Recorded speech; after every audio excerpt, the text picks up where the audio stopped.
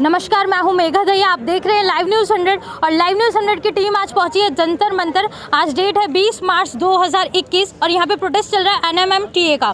तो क्यों प्रोटेस्ट चल रहा है हम बात करेंगे डॉक्टर अयान दास जी से, जो कि ये प्रोटेस्ट क्यों चल रहा है और जॉइंट सेक्रेटरी भी हैं NMMTA से। नमस्कार सर। सर बताइए, आज आप लोग प्रोटेस्ट पे क्यों बैठे हैं? मैम, हमारा जो एसोसिएशन है national MSc medical teachers association, हम वो लोग हैं जो मेडिकल कॉलेजेस में बेसिक सब्जेक्ट जो हैं, basic subject non clinical subject से 5 सब्जेक्ट वो हम पढ़ाते हैं। देश में अराउंड 5 से 7 हज़ार हम जैसे लोग हैं, हम जो MSc PhD धारक हैं मेडिकल डिग्रीज मेडिकल सब्जेक्ट्स में, बेसिक सब्जेक्ट्स में। मैम, हमारी जॉब पे एक अचानक से खतरा आ गया है। लास्ट 70 साल से हम इन डिपार्टमेंट्स में पढ़ा रहे हैं। कोई प्रोफेसर है, कोई एसोसिएट प्रोफेसर है, कोई असिस्टेंट प्रोफेसर है। अचानक से एक गाइडलाइन आती है जिसके बदौलत पहले जो 3 सब्जेक्ट में एनाटॉमी, फिजियोलॉजी, बायोकेमिस्ट्री में 30% हम जैसे शिक्षक पढ़ा सकते थे, उनकी संख्या घटा के 15% कर दी गई है। और 2 सब्जेक्ट में फार्माकोलॉजी और माइक्रोबायोलॉजी में हमारी प्रतिशत 0 कर दी गई है। मतलब आगे से हम नहीं पढ़ा पाएंगे। NMC का कहना है, नेशनल मेडिकल काउंसिल का कहना है, ये जो नए कॉलेजेस हैं ये उन पे लागू होगा और एग्जिस्टिंग फैकल्टी को कोई परेशानी नहीं होगी। पर ये एक्चुअली एक आधा सच है, आधा झूठ है। इसके बदौलत क्या होगा, जो एग्जिस्टिंग फैकल्टी है वो अपना कॉलेज छोड़ के नए कॉलेज में नहीं जा सकती। मतलब वो अगर चाहे तो रीलोकेट नहीं हो सकती इंडिया में आसपास। और अगर उनका कॉलेज कभी 100 से 150 सीट या 250 सीट या के लिए सीट इंक्रीज़ की बात करें, तब भी ये रूल शायद लागू हो जाए और उनकी जॉब को खतरा पड़ सकता है। कोई क्लैरिटी नहीं है, हमारी कोई सुनवाई नहीं है। NMC को हमने पत्र लिखे, फ़ोन किए, मिलने का रिक्वेस्ट किया, हमारी कोई सुनवाई नहीं है। मिनिस्ट्री ऑफ हेल्थ को भी हमने बहुत बार लिखा, उनकी तरफ से तब भी थोड़ा सा रिप्लाई आया है, हमसे मांगा गया है रिटर्न में, पर NMC की तरफ से हमारी कोई सुनवाई नहीं है। सर, मिनिस्ट्री से क्या रिप्लाई आया है? मिनिस्ट्री से उन्होंने पूछा कि आप अपनी जो प्रॉब्लम हो वो लिख के दें। हमने लिख के दिया है। आज के प्रोटेस्ट के बाद भी हम मिनिस्ट्री में, आज तो सैटरडे है, मंडे को हम अपना मेमोरेंडम सबमिट करेंगे अपने डिटेल में। हम चाहते हैं कि NMC हमारी बात सुने। हमने कोर्ट में भी केस कर रखा है, दिल्ली हाई कोर्ट में। हम चाहते हैं कि ये जो 6 से 7 हज़ार लोगों को एक और पढ़े लिखे MSc PhD डिग्री होल्डर्स जो देश के भविष्य हैं, साइंटिस्ट्स हैं, मेडिकल साइंटिस्ट्स हैं, उनके जॉब पे इस तरह से जो खतरा आया है। हम पूरे विश्व में एलिजिबल हैं पढ़ाने के लिए। हम विदेशों में चले जाएं तो हमारी संख्या ज़्यादा है इन सब्जेक्ट्स में, है MBBS टीचर्स के बदौलत। हमारे देश में भी मिलजुल के हम पढ़ा रहे थे, ठीक है। पर अचानक से जो ये रूल आया है, हम विदेशों में जाकर तो पढ़ा लेंगे, पर अगर हम चाहें कि हम अपने देश में रहें, अपने देश का भला करें, देश में साइंस को विकसित करें, देश के मेडिकल रिसर्च में अपना योगदान करें, वो हम नहीं कर सकते। इससे ज़्यादा इस न्यू गाइडलाइंस को कितना टाइम हो गया, कितना समय हो गया? सर, इस न्यू गाइडलाइन को जो as a gazette notification release किया गया 28 अक्टूबर 2020 में। कोरोना महामारी के बीच से जब से कॉलेजेस खुली हैं जनवरी के बाद से, अब ये धीरे धीरे NMC इंस्पेक्शन होने लगेगा। ऐसे अभी हमारे जानने में एटलीस्ट कई लोग हैं जिनको उनके कॉलेजेस ने कॉन्ट्रैक्ट रिन्यू नहीं किया। जो कॉन्ट्रैक्चुअल लोग हैं उनको रिन्यू नहीं किया, बोल दिया कि NMC की गाइडलाइन के हिसाब से आप एलिजिबल नहीं हो, आप चले जाओ। तो धीरे धीरे प्रॉब्लम आना शुरू हो गई है। अभी तक यहाँ जितने भी लोग देख रहे हैं आप, इनके को अभी डायरेक्टली प्रॉब्लम शायद आने ही वाली है। कुछ लोगों को बस हम वेट आने वाला है। तो हम चाहते हैं कि before a massive crisis of job surfaces through out the country, सरकार हमारी बात को सुने, NMC हमारी बात को समझे, हमसे एक 1-to-1 बात करे और इसका एक सॉल्यूशन रखे।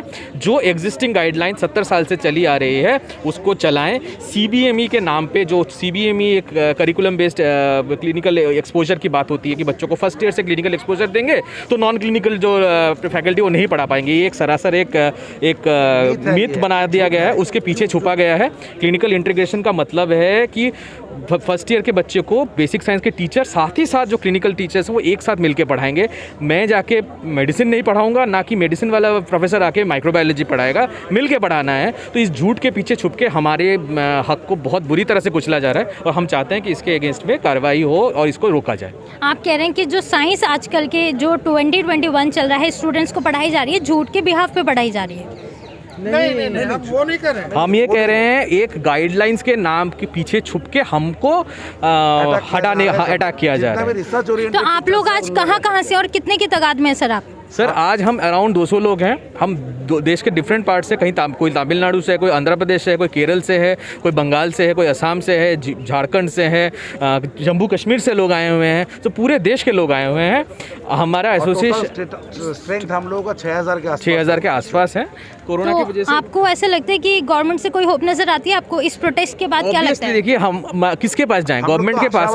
हम गवर्नमेंट के अगेंस्ट भी नहीं हैं, हम बस उनसे फरियाद कर रहे हैं। हम चाहते हैं कि वो हमारी बात सुने। लास्ट जब तक सांस है तब तक आस है। हम अभी भी होप कर रहे हैं कि गवर्नमेंट हमें सुनेंगी और एनएमसी को डायरेक्ट करेगी कि हमारी बात को अच्छे से सुना जाए। देखिए, एक और पॉइंट है, गवर्नमेंट ने यहाँ पे रिलीज़ की competency based curriculum. What is competency based curriculum? It is a combination of ECE and SDL. ECE बोले तो early clinical exposure and SDL will self directed learning. ECE के अंदर आता है क्लिनिकल पार्ट, SDL के अंदर आता है नॉन क्लिनिकल पार्ट।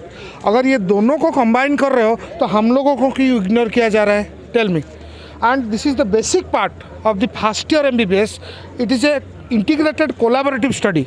अगर ये दोनों को ले रहे हो तो why you are ignoring us, why you are throwing us out? What is the necessity of throwing it out? So this is one of the point. Second point, one person who has sacrificed whole of the life for the sake of anatomy, physiology, biochemistry, you have no authority to throw him out in this way. Actually main बात है क्या, विदेश में हम लोग क्या कर रहे हो, मेडिकल साइंस को वेस्टर्न कंट्रीज़ के अपग्रेडेशन में लेकर के जाने की कोशिश कर रहा हूँ। मगर उधर वेस्टर्न कंट्रीज़ में अपग्रेडेशन में तीनों फेज़ जो मेडिकल कॉलेज का है, एक क्लिनिकल पार्ट, एक टीचिंग पार्ट, एक रिसर्च पार्ट। तो उधर अगर देखा जाए तो प्री क्लिनिकल में जैसे आपका anatomy, physiology, biochemistry, pharmacology, microbiology होता है, इसमें MSc PhD का परसेंटेज ऑलवेज ज़्यादा है। आप अगर ग्रेट ब्रिटेन भी देख लेंगे तो 80% है।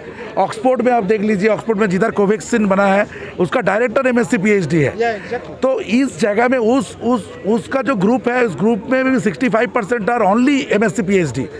तो इस कंडीशन में मालूम नहीं है क्या है, ये लोग चाह रहे हैं क्या बेसिकली। अगर डॉक्टर हम लोग किस लिए बनाता हूँ कि गांव शहर सब जगह में हर जो मरीज़ है, जो गरीब है, उसको अपना उसका हेल्थ फैसिलिटीज़ मिले। मगर हम लोग ये भी नहीं चाह रहे हो वो लोग ना रहे, वो लोग रहे, बस साथ में हम लोग भी रहो। तभी teaching, clinical as well as research तीनों फील्ड को ऐसे ही किया गया। कोलैबोरेटिव कोर्स कैरिकुलम किया गया है। ये जो कोर्स कैरिकुलम किया गया है MBBS में, it's a integrative collaborative project. It is a admixture of ECE as well as SDL। SDL में एनाटॉमी, फिजियोलॉजी, बायोकेमिस्ट्री का जो नॉन क्लिनिकल सब्जेक्ट आता है, ECE में दो तरह का आता है, hospital setting and dissection hall setting और लैब सेटिंग। तो it's a completely collaborative project.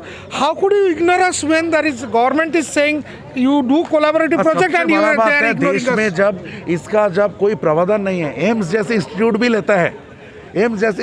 लेता है, और हम लोग तो ये भी डिमांड करता हूँ कि हम लोगों को कुछ फैसिलिटीज़ नहीं लेना है। कोई भी इंटरव्यू हो रहा है, आप ओपन फोरम में हम लोगों को रिटन एग्जाम दे दीजिए। We are ready to. तो आप देख रहे हैं लगातार लाइव न्यूज़ 100 के माध्यम से देख रहे हैं, जंतर मंतर पे लगातार प्रोटेस्ट चल रहा है। NMM TSA के अपने फंडामेंटल जो राइट्स हैं वो ख़त्म कर दिए गए हैं। आप बने रहिए मेरे साथ, मैं हूँ मेघा दया, कैमरामैन अनिल कुमार के साथ।